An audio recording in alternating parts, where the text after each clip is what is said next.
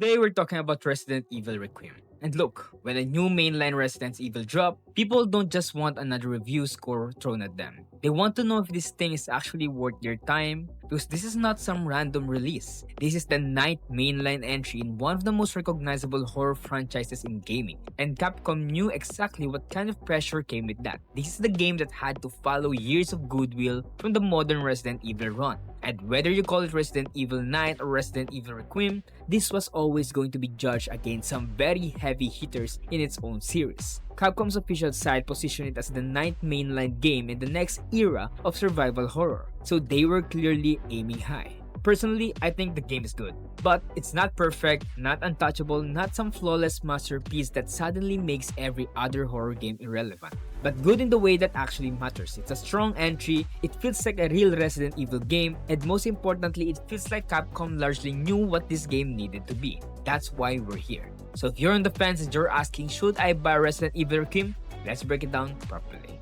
Now, let's start with the obvious. The launch was strong. As of right now, Resident Evil Requiem is sitting at an 89 Metascore on Metacritic based on 121 critic reviews, with a 9.5 user scores based on 8,834 user ratings. That is not mixed reaction, that's a very strong launch by any standard, especially for a big sequel carrying the much legacy weight. Metacritic also shows broad critical praise with outlets clustering mostly in the 80 to 95 range, while still showing that not everyone thinks it's the best in the series. And commercially, it moved fast. GamesRadar reported yesterday that the game sold over 5 million copies in less than a week, making it one of the fastest starts in the franchises. That is a huge number, and while it doesn't automatically prove quality, it absolutely proves that the game landed with real momentum. So no, this is not one of those situations where you have to pretend a broken or underwhelming sequence is secretly misunderstood.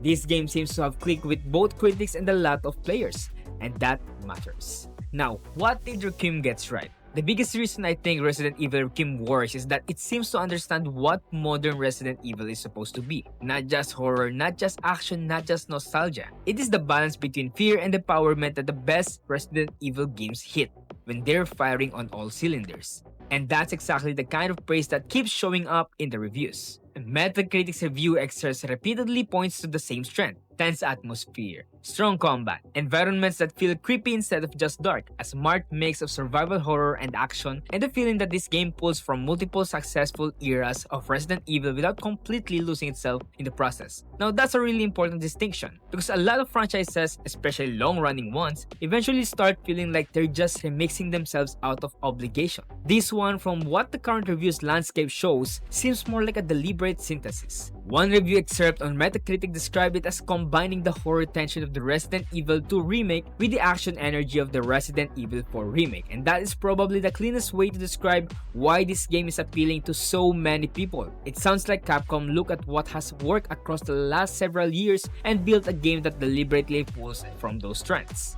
That's not laziness, that's smart. Now, another thing that really helped this game stand out is the dual protagonist structure. Capcom and the review summaries both make it clear that Requiem splits its experience between Grace Ashcroft and Leon S. Kennedy, and that each character brings a different flavor to the game. Capcom's store descriptions and Metacritic summary explicitly frame it that way, and that is such an important design choice. Because one of the easiest ways for a Resident Evil game to get stale is if the entire game sits in one mode too long. Too much action and the horror loses its edge. Too much slow dread and the pacing can flatten out. But if one character leans more into the tense survival horror side, while the other gives you more confident, aggressive combat, that creates pacing variety without making the whole experience feel split apart. Now that is a smart structure, and from the critical excerpts, we can actually see reviewers keep calling out that balance as one of the game's strengths. Several excerpts specifically praise how the two-character approach helped the game feel both tense and exhilarating rather than trapped in one tone. Now that's the kind of thing that can carry a long campaign. This also doesn't seem to be one of those it'll be good after patches situations. And in 2026, that matters more than ever. Metacritic's review excerpts repeatedly talk about the game being polished, beautiful, and mechanically confident. Even some of the more measured reviews still frame it as a strong or fantastic entry, just not necessarily the absolute peak of the franchise.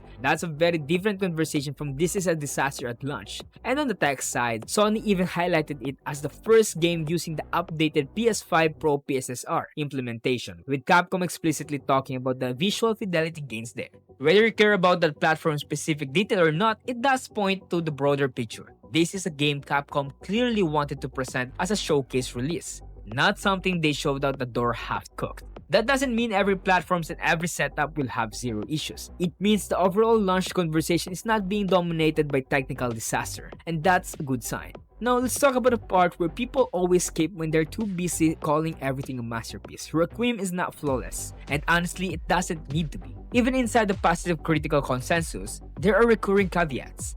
Some reviewers say the story gets messy toward the end, some say parts of the level design or gimmicks can feel repetitive. Some say it's excellent but still not quite among the absolute best Resident Evil games ever made. And there are even lower scoring reviews that call it a step down from the previous entry. Now that's an important context. Because if you go in expecting this to be some universally agreed upon all-time best in series slam dunk, that's probably the wrong mindset. The more accurate way to frame it is this. It looks like a strong modern Resident Evil, one of that a lot of people clearly love, but not one that completely erases every argument about which game in the franchise is still the best. That's a much healthier expectation, and honestly a more believable one. This is the part that actually matters in A before you buy. Because good does not mean for everyone. If you're a kind of player who likes survival horror with real tension, dark oppressive atmosphere, inventory and resource pressure, the Resident Evil style of puzzle, exploration, combat pacing, and the campaign that shifts between vulnerability and controlled aggression, then yeah, I think this looks like an easy recommendation, especially if you've enjoyed the modern Capcom run. But if you're the kind of player who only wants non-stop action or you have zero patience for slower horror pacing, puzzle friction, or that old school Resident Evil rhythm where the game wants you to feel uneasy and under pressure, then this may not hit the same way for you. Because the current review trend suggests that part of what makes it good is precisely that it leans into that series DNA. And if that DNA doesn't do much for you, then even a very well-made Resident Evil might not suddenly convert you. So, is it worth the full price? This is where people starts getting weird, so let's keep it simple. Metacritic lists the standard console MSRP at $69.99, which means yes, this is a full price major release. So the real question isn't is it cheap enough to gamble on? The question is whether the quality seems strong enough to justify jumping in now instead of waiting for a sale. And honestly, if you're already a Resident Evil fan or even just someone who consistently enjoys modern survival horror, I think the answer is probably yes. The game has a strong review spread, very high player scoring, major early sales momentum, and a launch conversation that is mostly about how good it is, not about how broken it is. That's about as good as you can reasonably hope for with a big release like this. If you're unsure about the genre, or if you've bounced off Resident Evil before, then waiting for a sale is fair. But if you already know this is your lane, this does not look like a wait 6 months and pray purchase, it looks like a legitimate day one worthy title for the right audience. So, the main question is Resident Evil Requiem good?